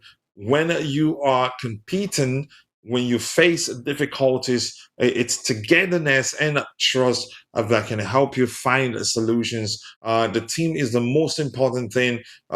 It's the most important. This has been the message since he joined us in all his interviews. I think the most obvious theme in his responses to questions or everything he said so far: team, togetherness. Another way he used his reference team. I think it makes sense. Bobby, I don't know if you have anything to add to that. Sorry, who's this we're talking about? Xabi Alonso. You want me to read that for you or just Oh, give? okay. His attitude. Yeah, I mean, yeah, he knows that we have to go for the big prizes for sure. He Hmm. can't talk too much because he hasn't even had his players together yet. Hmm. The remaining players that were away for the World Cup only got back today, and he's not really going to see them as a team on the pitch till Saturday. So Hmm. it's all the very short turnaround with these new arrivals, and then this he'll have this week, and then next week he has to pick his squad because the week after the Premier League starts. So it's all very rush, rush, rush. These guys that are coming in late are going to have to settle in very, very quickly. I agree. I agree. They have to settle in, and I like his intelligence. I like how he responds to questions. Some tricky, some that, yeah, they come across as simple questions, but it's the press looking for something to take and run with. And the Jojo says that I believe something is going to go to a championship team that is fighting for the league. I'm okay. I won't let him stay and get the experience. Okay, it makes sense. I'm loving rivals being afraid of the reality of Chelsea as Premier League champions. So yeah, I think they're concerned. We've changed the. Not even. I don't think we've tweaked the model. I think we've changed the model. In terms of the players for we signed for the first team, I think tweak for me doesn't really define what we're doing now.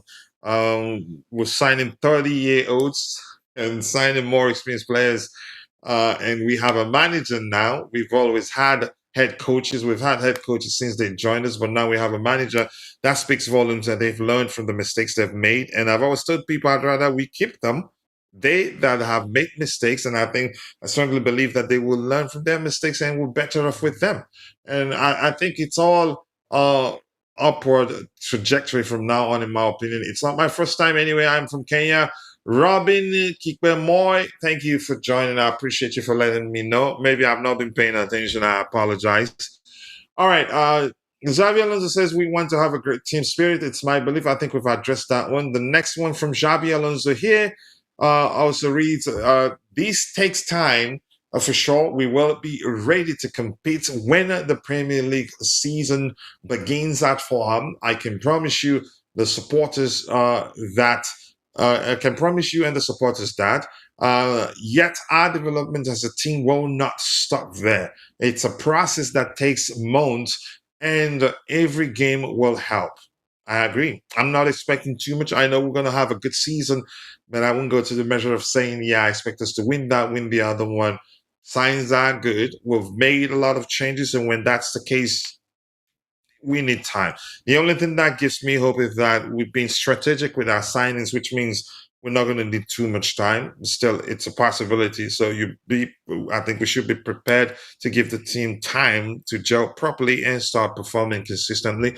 But I think lack of consistency, I don't think will be an issue.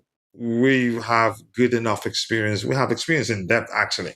Xavi Alonso says we are seeing the principles that we want in the team. We can get better and we will get better, but we are happy with the work we have done. Now, when we get back to Cobham, we will keep developing our ideas. And Bobby, if you want to come in anytime, I'll just continue reading and seeing what those in the chat have to say. And I that reminds me of what um, Robert Sanchez said a few days ago, or maybe yesterday, uh, that suggests that he's taking things gradually. He's not drastic when it comes to implementing this approach. He's letting players apply themselves on the pitch with good enough independence that he's not forcing things, which I believe I'd still say led to the downfall of Rosinia. He started very well, even was nominated for manager of the month. That got into his head, and then all of a sudden he want everything, everyone to start playing his way under a month or so. For me, I think he was the architect of his downfall. But in Xavi's case, if we're going by what Robert Sanchez said, he's not in a rush. He's letting players do what they know how to do best, and then implement his approach in a gradual manner, and not in a way that will become an issue. Um, yes, let's see what else we have here. That person to Benfica. Here we go. We get dopamine. It looks like it's gonna happen, but it could be rumors at this point. It is the season. It's a transfer.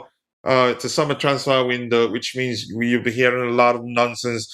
We've heard that we're in advanced negotiations with the camp of uh, Diogo Costa of Porto, and videos were circulating suggesting he was saying goodbye to his teammates. It turns out his teammates were actually consoling him because he lost his grandfather a few days before. So this is the period where a lot of big accounts, or you could say up and coming accounts, they just make up stories, believable stories, given the need of teams, and get their fans to click through them. They make a lot of money, so you don't just believe everything you read out there. So Xabi Alonso says, I think we've addressed that one. He's seeing signs that the players are buying into his ideas.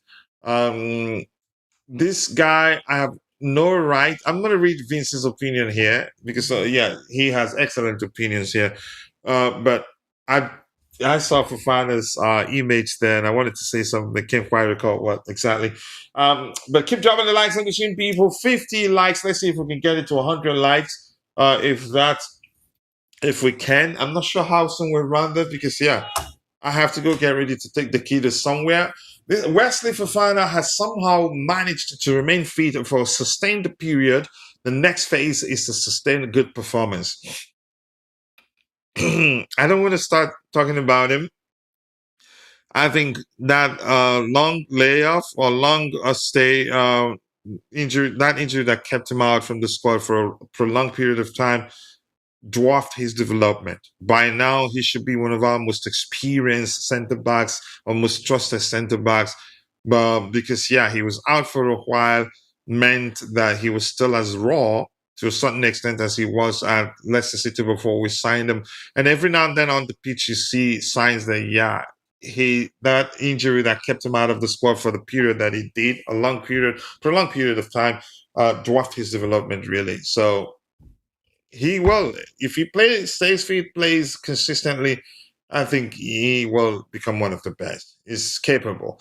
And he continues saying, I think he's a player who needs a good mental state, a specific brand of football and love to perform. Maresca got the best out of him, but he struggled after Maresca's departure, and which showed some not so pleasant side of his attitude. On the bench, we were losing, and he was laughing and having a conversation.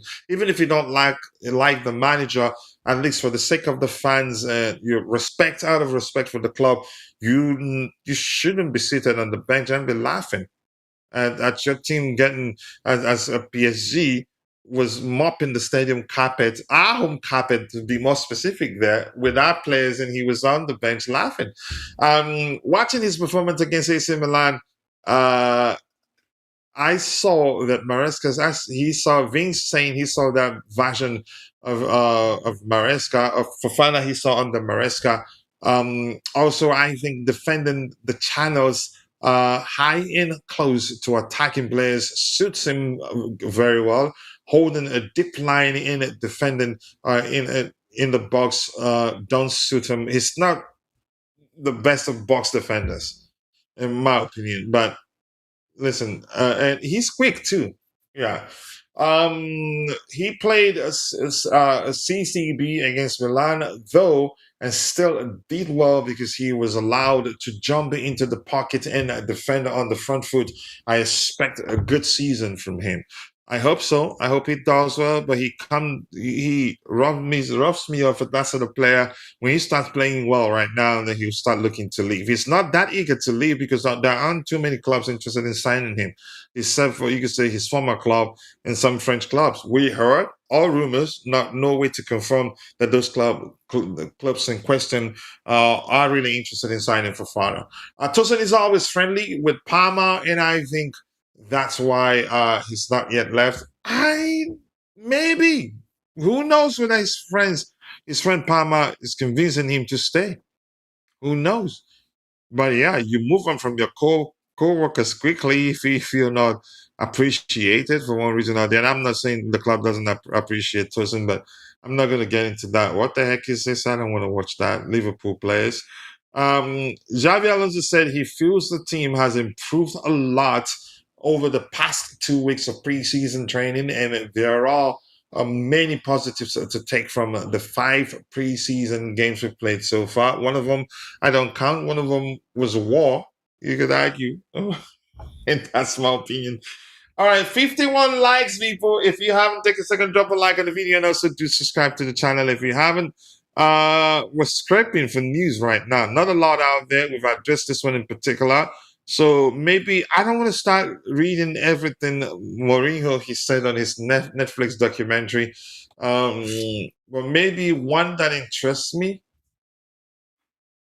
has he released it already? But there are comments that suggest a lot of people have watched it already. Eden Hazard says if you have him as a manager, you're going to win. The question now is, do you like the way he plays or not?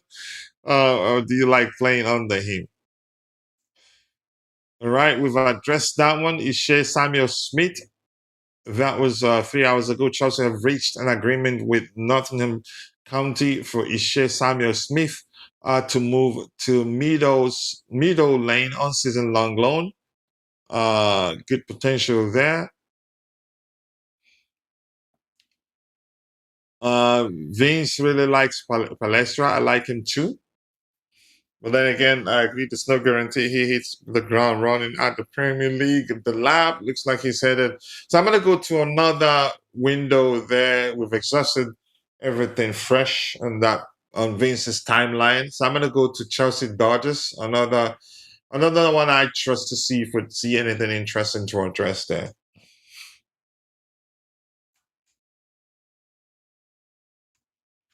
We also haven't heard much about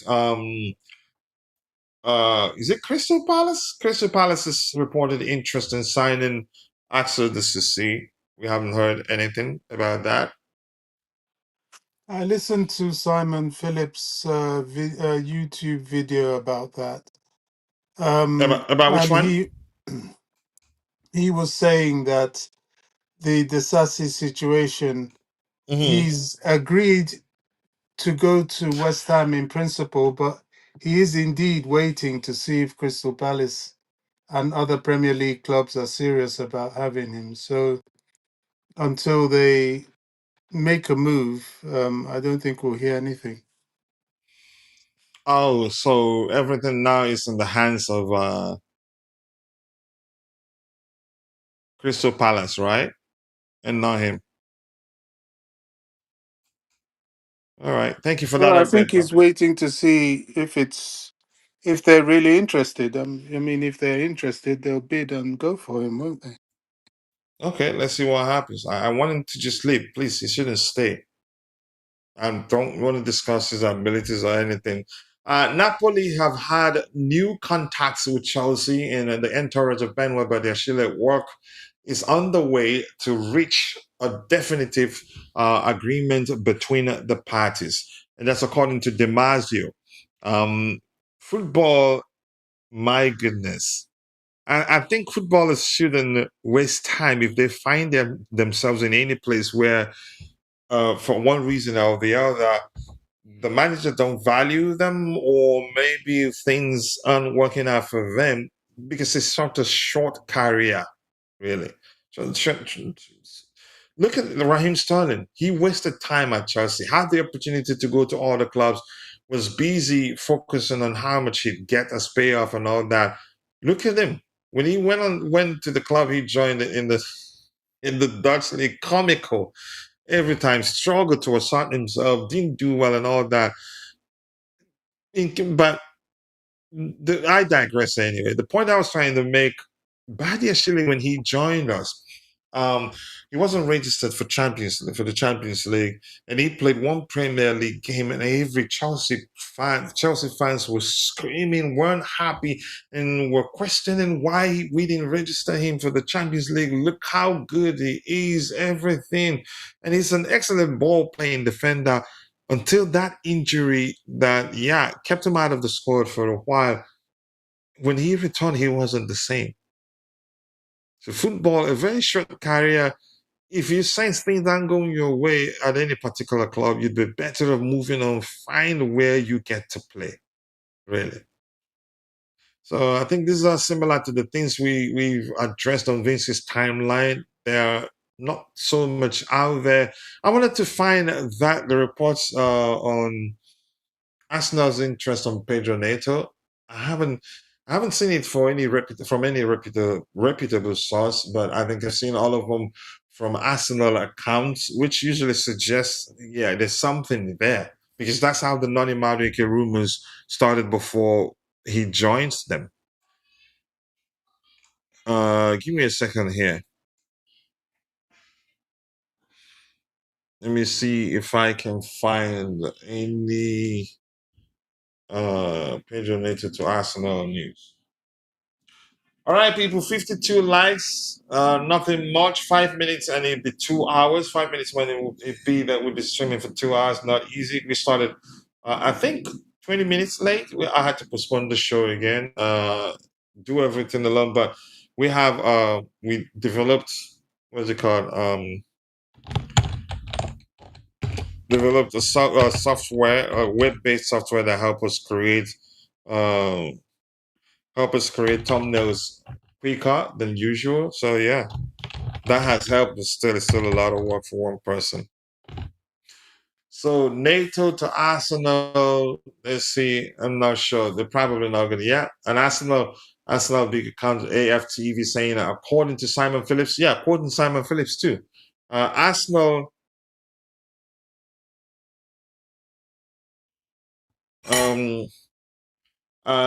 contracts. Arsenal have contacted Pedro Neto's camp to express our interest in the winger. Chelsea's asking price for Pedro Neto is reportedly 75. They're misquoting that it's 75 million pounds, not 70.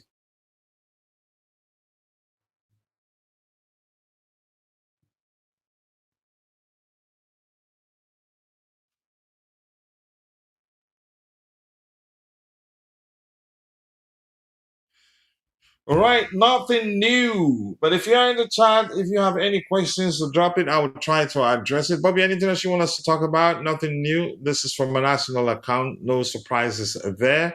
And no, another. Nonsense. There's nothing today. Mhm. It's a very quiet day. Unsurprisingly, because we've just got back from Preseason. From overseas preseason tour. Yeah, go ahead, Bobby.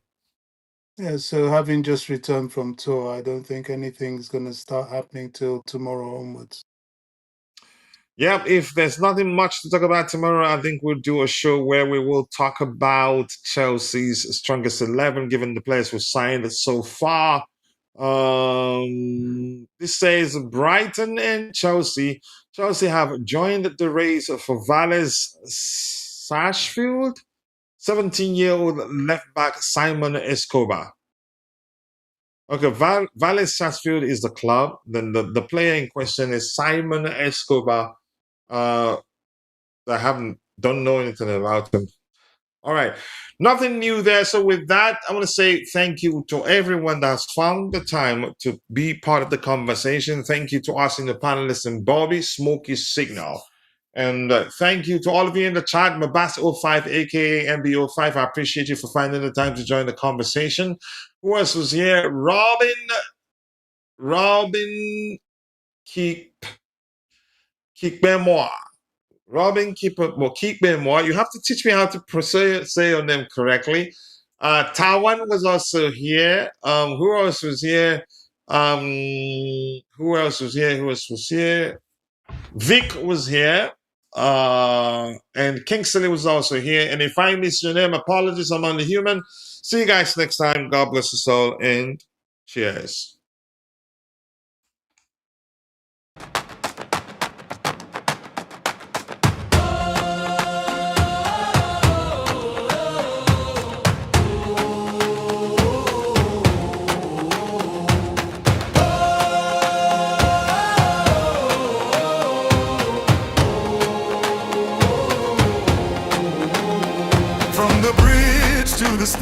carry that crest in my hand. Rain on my shoulders, still I stand. Tell me who wears it like we can. Mud on the boots, heart of gold. Those stories living in the cold. Every name that the walls still hold. I was born for this, I was told. Hear that roll in the air, feel that fire everywhere. We don't bend, we don't fold. We were cut from that blue gold. Blue till the end, blue till the end. We rise again, we rise again. Blue till the end, blue till the end. This is our name, this is our skin. When the pressure comes down hard, we don't flinch, we play our part. Every scar on the badge says more than 1,000 songs before. From the first whistle to the last, we remember where we came from fast. No throne, no crown, no borrowed fame, just a city calling out that name. Hear that roll in the air, feel that fire everywhere. We don't bend, we don't fold. We were cut from that blue gold. Blue till the end, blue till the end. We rise again, we rise again. Blue till the end, blue till the end. This is our name, this is our skin. Let the whole ground shake, let the whole world know.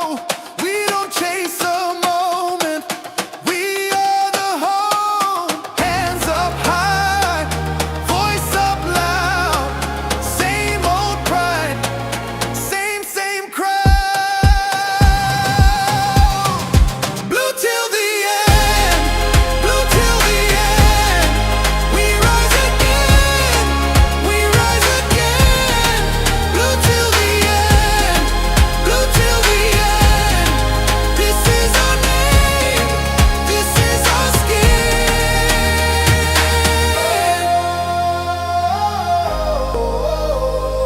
Yeah. Ooh. Blue till the end, blue till the end. Loyalty stays even through the storm.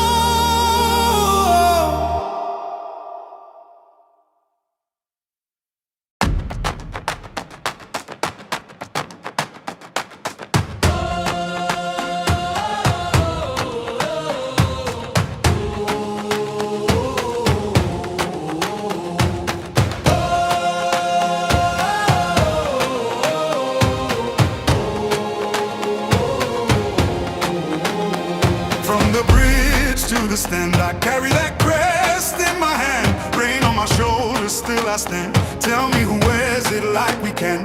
Mud on the boots, heart of gold. Those stories living in the cold. Every name that the walls still hold. I was born for this, I was told. Hear that roll in the air, feel that fire everywhere. We don't bend, we don't fold. We were cut from that blue gold. Blue till the end, blue till the end. We rise again, we rise again. Blue till the end, blue till the end. This is our name, this is our skin. When the pressure comes down hard, we don't flinch, we play our part. Every scar on the badge says more than 1,000 songs before. From the first whistle to the last, we remember where we came from fast. No throne, no crown, no borrowed fame, just a city calling out that name. Hear that roll in the air, feel that fire everywhere. We don't bend, we don't fold. We were cut from that blue gold.